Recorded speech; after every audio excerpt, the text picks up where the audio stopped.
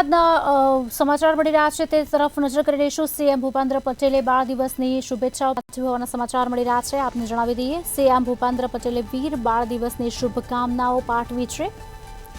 ત્યારે રાષ્ટ્ર અને ધર્મ માટે બની શહીદી વોરી હતી। સમાજને યુવાઓ માટે પ્રેરણા આપનાર આ વીરતાના કિસ્સાઓ છે તેવું પણ કહ્યું હતું। ધર્મ પરિવર્તનની સામે શહીદી વહોરવાનું વધુ યોગ્ય ગણ્યું હતું।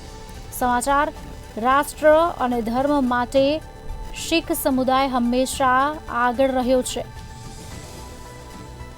રાષ્ટ્રની સુરક્ષાઓ અને સ્પર્ધાઓમાં પણ શીખ સમુદાયનો મહત્વનો ફાળો છે।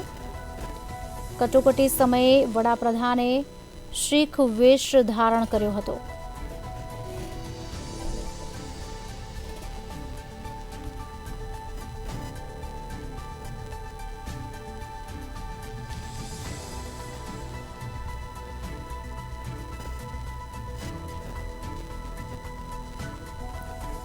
રાષ્ટ્ર અને ધર્મ માટે શીખ સમુદાય હંમેશા આગળ રહ્યો છે।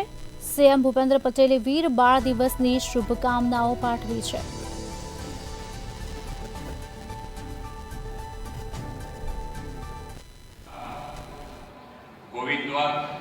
ગોવિંદધામ દ્વારા આયોજિત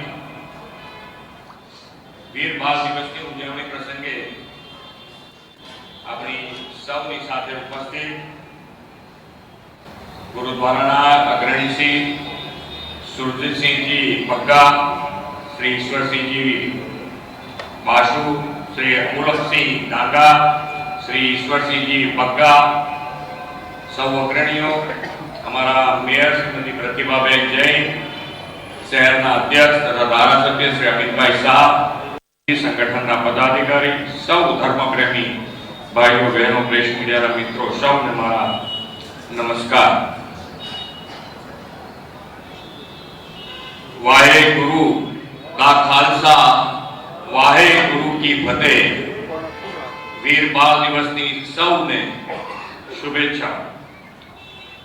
विश्व नेता અને દેશના યશસ્વી વડાપ્રધાન શ્રી નરેન્દ્રભાઈ મોદીએ ગુરુ ગોવિંદસિંહજીના સૌથી નાના બે પુત્રો સાહિબજાદા બાબા જોરાવરસિંહ અને બાબા ફતેહસિંહનું રાષ્ટ્ર અને ધર્મ માટે બલિદાન સદૈવ યાદ રહે તે માટે 2022માં ગુરુ ગોવિંદસિંહજીના પ્રકાશ પર્વના પાવન અવસરથી વીર બાળ દિવસની ઉજવણીની શરૂઆત કરાવી છે।